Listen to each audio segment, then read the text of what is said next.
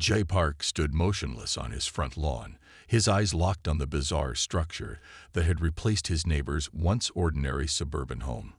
The morning sunlight glinted off strange, crystalline surfaces that seemed to breathe and pulse with an unnatural rhythm. Just 3 weeks ago, this had been a perfectly normal neighborhood in suburban Seattle. Now it looked like something from a science fiction movie. Jay adjusted his glasses, watching as thin, translucent tendrils extended from the alien structure, gently touching the ground like curious fingers exploring an unknown world. His new neighbor, a being named Quan, had arrived exactly 17 days earlier. At first, nothing seemed unusual. A moving truck, if you could call it that, had quietly deposited strange containers and equipment. Quan looked almost human, with slight differences that most people might not even notice. Slightly larger eyes, skin that seemed to shimmer subtly when light hit it just right. The transformation began slowly. First, the lawn change. Grass that was once green turned into a metallic-looking ground cover that reflected light in impossible ways. Then the house itself started to shift. Walls that were initially standard suburban beige began to modify, becoming something between a building and a living organism. Jay remembered the homeowners association would never approve this. Every single regulation about property appearance was being violated. The setback requirements, the color guidelines, the strict rules about external modifications, all of them seemed meaningless now. His wife, Yuma, had tried to calm him down. "It's just a new type of architecture," she'd said, looking out the window with a mix of curiosity and concern. But Jay knew this was something entirely different. This wasn't architecture. This was something else entirely. The neighborhood had always been quiet, mostly retired military personnel, some tech workers, a few teachers. People who valued order, predictability, and clear boundaries. And now this alien structure that seemed to defy every known law of physics and property management. Quan had been friendly enough during their brief encounters. Short conversations about weather, local news, the kind of polite small talk neighbors typically share. But there was always something different, a slight pause before responding. Eyes that seemed to take in too much information with each glance. Jay pulled out his smartphone and started taking pictures. The structure seemed to react, its surface shifting subtly as if aware of being observed. Thin, almost transparent membranes rippled across its exterior. Was it watching him? The thought sent a chill down his spine. He'd worked hard for this house. 25 years in the military, followed by a decade in government contract work. This wasn't just a home. This was his investment, his retirement plan, his piece of the American dream. And now this alien presence was threatening everything he had worked for. Property values would plummet. Who would want to buy a house next to? Whatever this was, the neighborhood's entire economic ecosystem was at risk. Jay could already imagine the emergency meeting of the homeowners association. The worried faces, the hushed conversations. More tendrils emerged from the structure, creating intricate patterns on the ground. They moved with a deliberate, almost intelligent purpose. Not random, not chaotic, purposeful, like they were mapping something, studying something. The most disturbing part wasn't just the visual strangeness. It was the complete silence. No construction sounds, no mechanical noises, just this transformation, happening quietly, methodically, as if the entire process was as natural as a flower blooming. Jay's hand gripped his phone tighter. He had documentation now, evidence, something he could show the authorities, the homeowners association, anyone who would listen. This couldn't be legal. This couldn't be allowed. As if sensing his thoughts, the alien structure seemed to pulse. A wave of something, energy, light, rippled across its surface.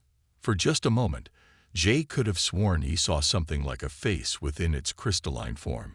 Watching, waiting. Something was definitely not right in the neighborhood. And Jay Park was going to find out exactly what it was. The next 2 weeks became a mission for Jay Park. Every morning, he would wake up before sunrise, grab his digital camera, notepad, and a thermos of strong black coffee, and begin his meticulous documentation of the alien property. He started with measurements. The structure was exactly 37 feet, 4 inches long, but that seemed to change when he looked away and looked back. Sometimes it appeared shorter, sometimes longer. The property lines that once were clear and defined now seemed fluid, as if the very boundaries of reality were bending. Yuna watched her husband with a mixture of concern and fascination. "You're becoming obsessed," she would say, bringing him fresh batteries for his camera and extra notepads. But Jay knew something important was happening. This wasn't just about a weird neighbor.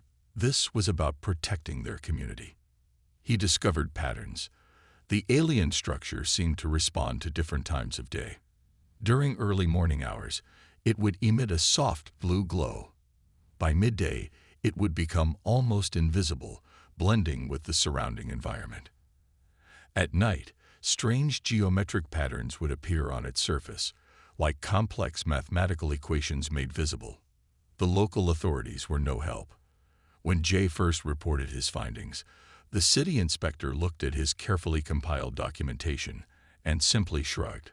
"Looks like a standard home renovation," the man said, clearly not interested in digging deeper. But Jay wasn't going to give up. He began reaching out to local scientific communities, universities, even online forums dedicated to unexplained phenomena. Most ignored him. A few suggested he was hallucinating or seeking attention. His neighbor Quan seemed aware of the constant observation. Sometimes, when Jay was taking photographs, the alien would stand near a window, watching. Not threatening, just observing. Those large, slightly reflective eyes never seemed to blink. The neighborhood started to change, subtly. Other properties near the alien structure began to show strange modifications. A lawn here would develop an unusual metallic sheen. A fence there would seem to ripple like water when the wind blew. Something was spreading, slowly but surely. Jay's documentation became more sophisticated. He created spreadsheets tracking the structure's changes. He set up time-lapse cameras. He recorded audio, hoping to capture any unusual frequencies. His home office looked like a detective's investigation board, with photographs, diagrams, and red strings connecting different pieces of evidence. His military background served him well.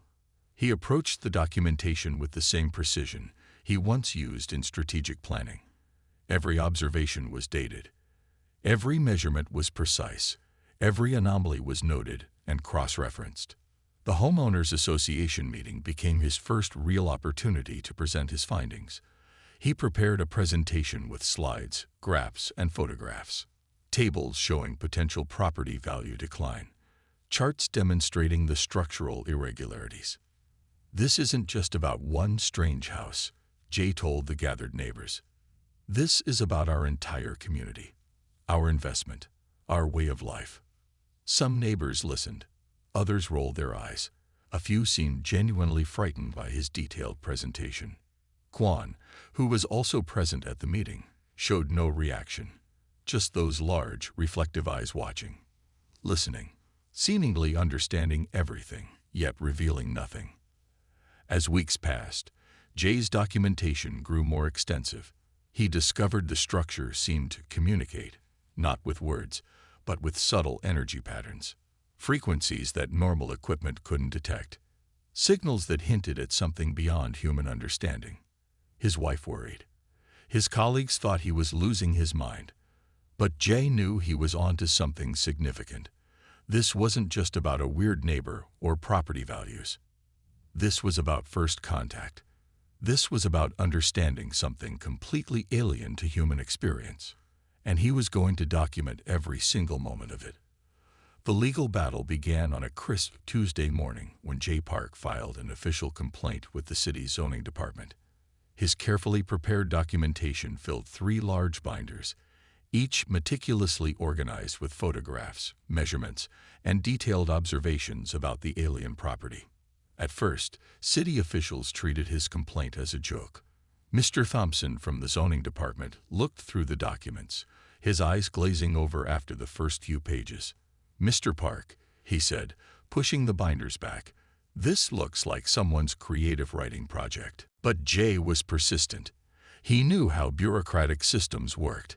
He had spent years navigating military paperwork and government contracts. This was just another challenge to overcome. He discovered an unexpected ally in Elena Rodriguez, a junior lawyer with an interest in unusual property disputes. She saw something in Jay's documentation that others missed, a pattern of systematic, scientific observation that demanded serious attention. "This isn't just about one weird house," Elena told her colleagues. "This could be a landmark case about interstellar property rights." The local court initially refused to hear the case. But Jay didn't stop. He began reaching out to higher authorities, sending copies of his documentation to state-level agencies, property rights organizations, and even federal departments.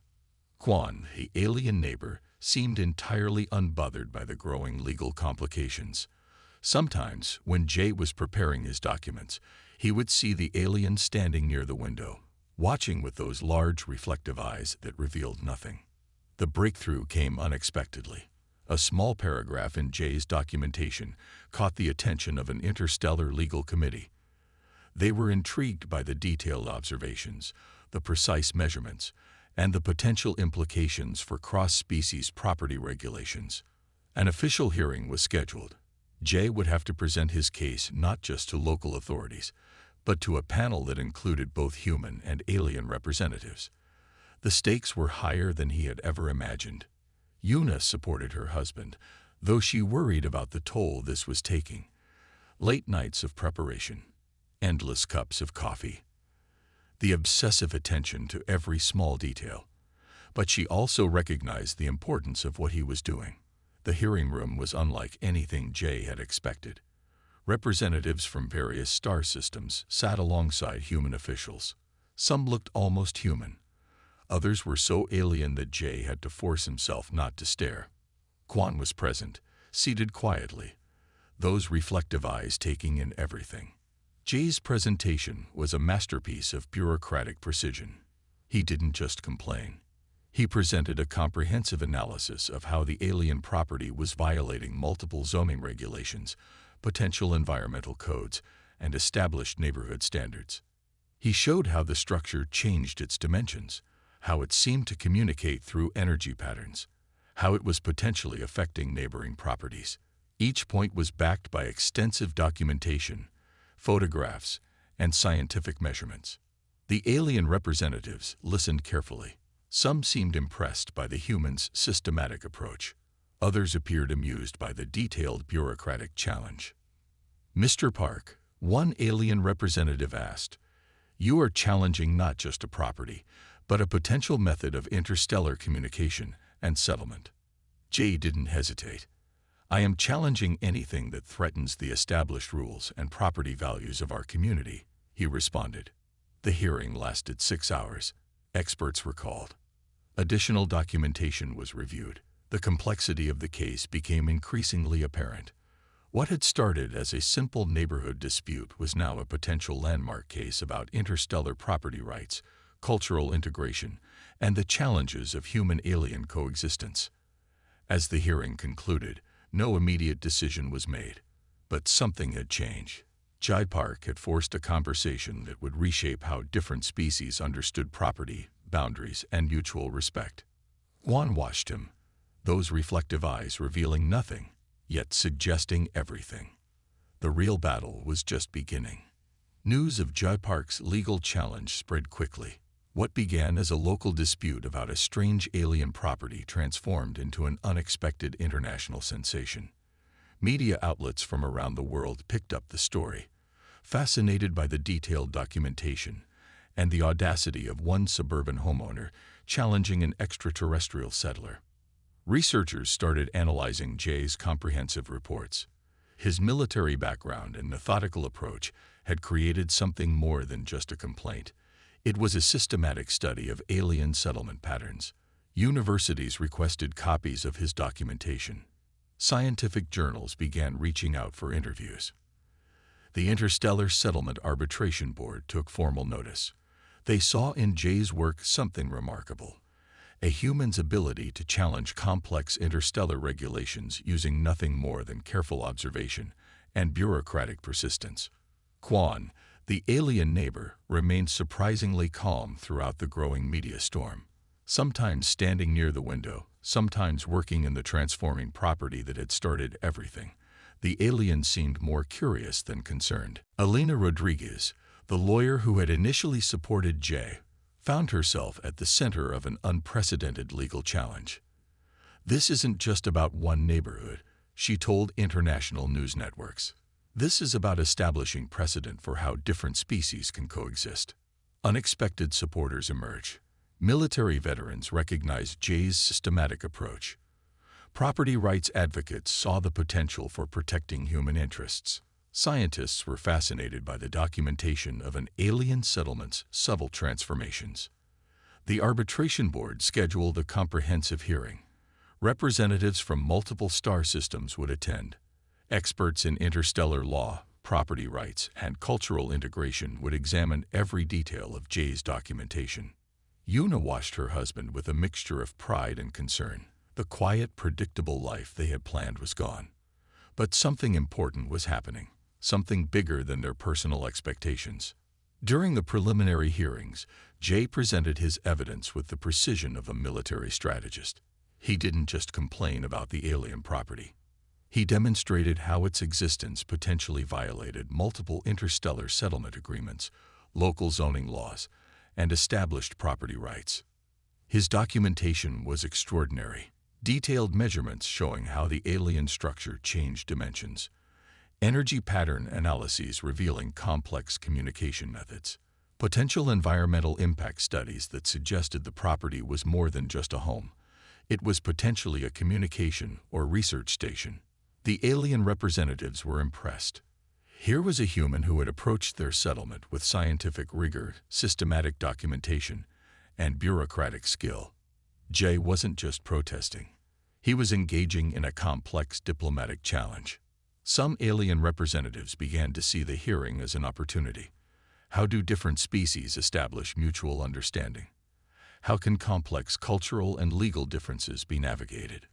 Quan remained a silent, observing presence. Those large, reflective eyes seemed to take in every detail of the proceedings. Was this a planned interaction, or something more spontaneous? International media coverage grew. Political commentators discussed the broader implications. Scientists debated the potential scientific discoveries hidden in Jay's documentation. The hearing became more than a local property dispute. It transformed into a landmark discussion about interspecies communication, settlement rights, and mutual respect. Jay Park, a retired military worker from a quiet suburban neighborhood, had accidentally become an unexpected diplomatic agent. His persistence, his attention to detail, his refusal to be ignored. These were now being recognized as significant diplomatic skills. The arbitration board's initial response was telling.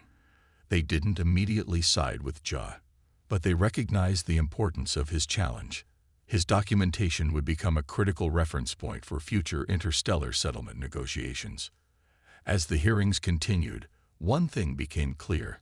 Sometimes, the most unexpected individuals can change the course of history. A simple homeowner's determination had opened a dialogue that would reshape how different species understood each other. Quan watched. The alien property continued its subtle transformations, and Jay Park stood ready, documentation in hand, prepared to continue his remarkable challenge. The real negotiation was just beginning. The final arbitration hearing arrived with unprecedented anticipation. Representatives from multiple star systems filled the massive conference hall, their diverse appearances a testament to the complexity of interstellar diplomacy. Jay Park sat in the center of the room, his military posture unchanged despite the weight of the moment. Yuna watched from the gallery, her hands clasped tightly, hoping her husband's months of dedication would mean something. The arbitration board revealed a compromise that nobody had expected. Instead of forcing the alien settlers to completely conform or leave, they would establish new, flexible guidelines for interstellar neighborhood integration. Quan's property would serve as a prototype for future cross-species settlement regulations. Your documentation, the lead arbitrator told Jay, has created a blueprint for understanding that goes beyond simple property rights. The compromise required alien settlers to maintain certain visual and structural standards that respected local environmental and aesthetic expectations. Subtle modifications would be allowed, but with clear, documented parameters. Quan's property would be modified to blend more harmoniously with the surrounding neighborhood while preserving its unique alien characteristics. Unexpected benefits emerge. The new regulations would help other communities preparing for interstellar settlements. Jay's meticulous research became a foundational document for future human-alien interactions. Scientific institutions began requesting access to Jay's complete documentation. Universities wanted to study not just the alien property, but the diplomatic process that had unfolded. Researchers saw something remarkable: how careful observation and bureaucratic persistence could bridge massive cultural differences. Quan approached Jay after the hearing. For the first time, a genuine communication happened. The alien's large, reflective eyes seemed to communicate respect. No words were exchanged, but a mutual understanding was clear. The neighborhood slowly transformed. Other alien settlers began adapting their properties, creating a unique blend of human and extraterrestrial architectural styles. Property values stabilized, then began to increase as the area became known as a model of interspecies cooperation. Elena Rodriguez, the lawyer who had initially supported Jay, became a leading expert in interstellar settlement law. Her career was launched by the landmark case that started with one determined homeowner's protest. Media coverage celebrated Jay as an unexpected hero, a retired military worker who had used bureaucratic skills to negotiate a complex interstellar challenge. His persistence had created a new framework for understanding. The arbitration board awarded Jay an honorary diplomatic recognition, a small plaque that acknowledged his role in establishing new guidelines for interstellar settlements. It wasn't just about property rights anymore. It was about mutual respect and understanding. Yuna watched her husband with a mixture of pride and amazement. The quiet life they had planned had become something extraordinary. Their suburban neighborhood was now a global symbol of how different species could coexist. Quan's property remained a focal point of interest. Researchers continued to study its unique characteristics, understanding it as more than just a home. It was a bridge between different civilizations. The compromise wasn't perfect, but it was a beginning, a way of showing that careful documentation, persistence, and a willingness to understand could overcome seemingly impossible differences. As years passed, the story of Jay Park became a legendary example of diplomatic skill. Schools would teach how one person's determination could create meaningful change, how bureaucratic precision could be a powerful tool for understanding. The neighborhood became a tourist attraction. Researchers, diplomats, and curious individuals would visit, hoping to understand how a simple property dispute had transformed into a landmark moment of interstellar cooperation. Jay and Yuna continued to live in their home, watching as the neighborhood evolved. Their quiet suburban street was now something more, a symbol of hope, understanding, and the unexpected ways different species could learn to live together. Quan remained a neighbor, the alien property now a carefully balanced blend of extraterrestrial design and human aesthetic expectations, a living testament to the power of communication and compromise. The cosmic dispute was resolved, but the real journey of understanding was just beginning.